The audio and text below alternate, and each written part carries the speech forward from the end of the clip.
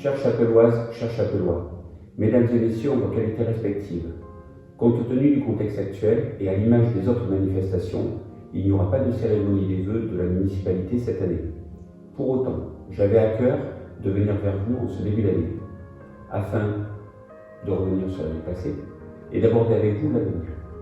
2020, une année inédite. Personne n'aurait pu imaginer en janvier, lorsque les journaux télévisés nous parlaient de cette grippe apparue sur un marché à Wuhan en Chine, à l'autre bout du monde, que ce virus impacterait autant nos vies, quelques mois après. Personne n'aurait pu imaginer que nous connaîtrions à ce jour deux confinements, un couvre-feu, la mise en sommeil de pans entiers de notre économie et de notre activité, réduite aux aspects dits essentiels. Le virus a remis en question nos modes de vie. Jusque dans le deuil, nous n'avons pas pu rendre le dernier hommage qui était dû à celles et ceux qui nous ont quittés. Je pense naturellement à eux ainsi qu'à leurs familles. Je sais que ces derniers mois ont été pénibles pour tous, et particulièrement difficiles pour certains.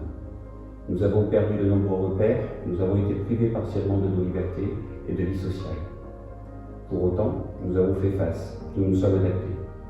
Ici et là, de belles initiatives ont vu le jour, avec des actions de solidarité, comme la confection de masques grand public à destination des habitants. Ce fut notamment le cas à la Chapelle-Gonaguet, avec la confection de masques adultes, mais également enfants. Je tiens à remercier une nouvelle fois les volontaires qui avaient alors répondu présent. Au niveau de la commune, ce fut une année d'élection.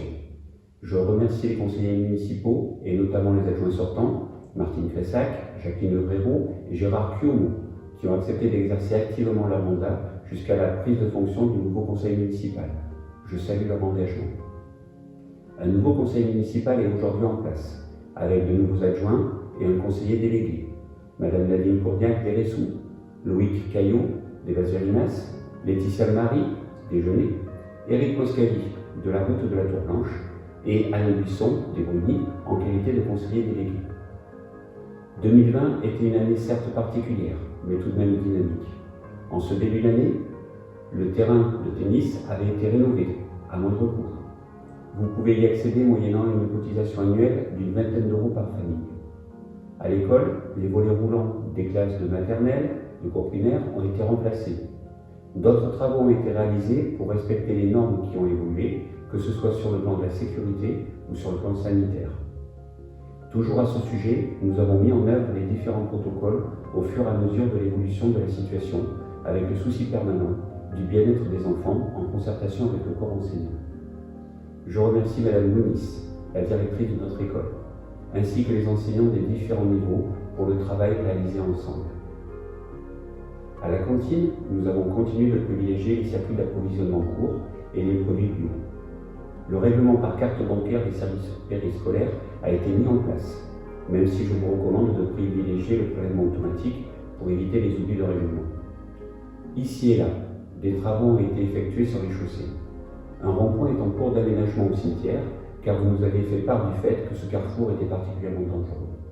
Les tests de sécurisation route déjeuner se poursuivent. Des travaux sur les chemins de randonnée ont été effectués. Je remercie Dominique Rouben ainsi que l'association Algon à pied pour leur contribution. Les bénévoles de cette association ont également mis en œuvre les abords du prieuré de Merlande, et je les en remercie une nouvelle fois. Sur le plan de la vie sociale, l'année avait bien commencé avec le repas des aînés. Vous avez répondu présent en grand nombre et nous avions partagé un moment de convivialité.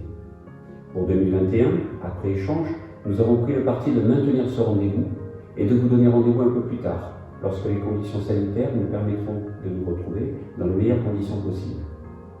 Nos associations ont fait leur possible pour maintenir le lien social dans le respect des conditions sanitaires. Je tiens à remercier ici les bénévoles de toutes nos associations pour leur implication. L'église Saint-Michel est aujourd'hui inscrite au monument historique, ce qui nous donnera accès à des aides financières dans le cadre de travaux de rénovation.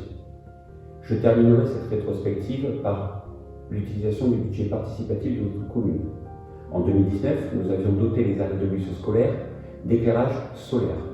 En 2020, nous avons fait l'acquisition de tables de pique-nique qui seront disposées au bord des chemins de randonnée. Nous les mettrons en place dès le retour de nos jours. En 2021, nous allons continuer les travaux sur les routes avec deux idées majeures, la sécurisation sur les axes sur lesquels vous nous avez fait part de votre sentiment d'insécurité routière, et l'étude de cheminement piétonnier à proximité du bourg, dans un but simple, qu'un enfant puisse se rendre à l'école à pied, à vélo, qu'un fauteuil roulant, ou une maman puisse circuler avec une poussette dans les meilleures conditions possibles.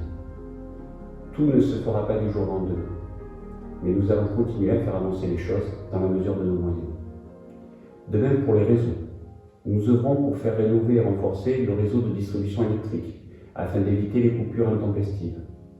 Le réseau d'adduction d'eau, lui aussi, sera modernisé, afin de limiter les fuites et de garantir un service de meilleure qualité possible.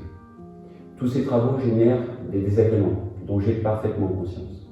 Nous demandons aux équipes qui font les travaux de laisser passer les riverains, et nous faisons régulièrement des points avec les responsables afin de nous assurer que les engagements pris sont bien tenus et rappeler les règles si ce n'est pas le cas.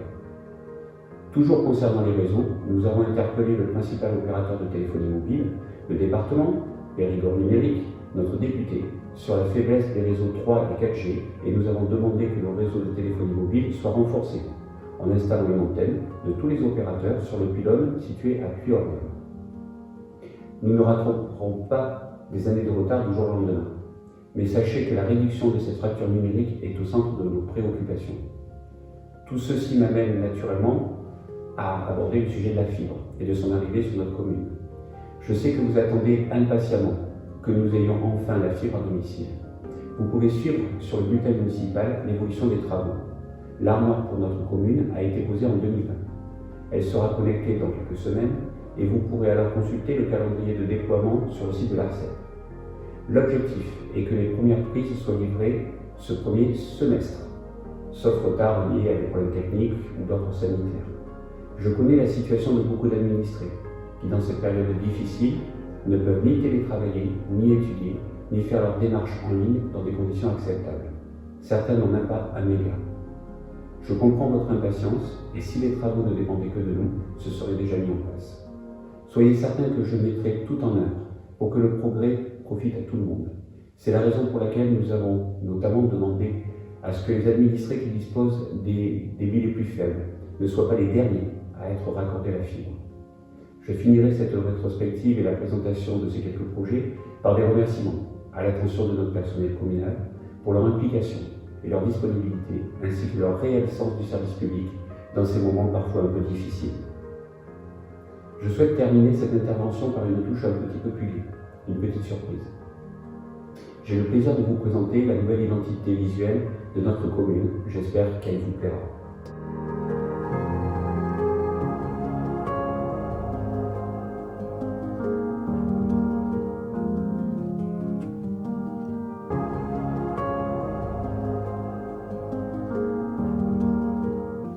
Elle reprend la forme des limites géographiques de notre commune qui ont la forme d'un cœur.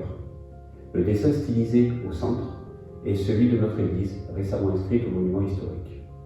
Le vert a laissé place à des couleurs qui inspirent des émotions positives et le dynamisme, à l'image de nos associations, de nos habitants et de notre jeunesse.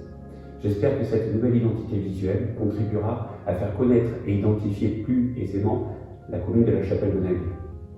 Au nom des membres du conseil municipal et de notre personnel communal, je vous présente tous nos vœux pour cette nouvelle année, en espérant que nous puissions très vite sortir de cette triste période, nous retrouver et ensemble parcourir de nouveaux chemins. Prenez soin de vous, à bientôt.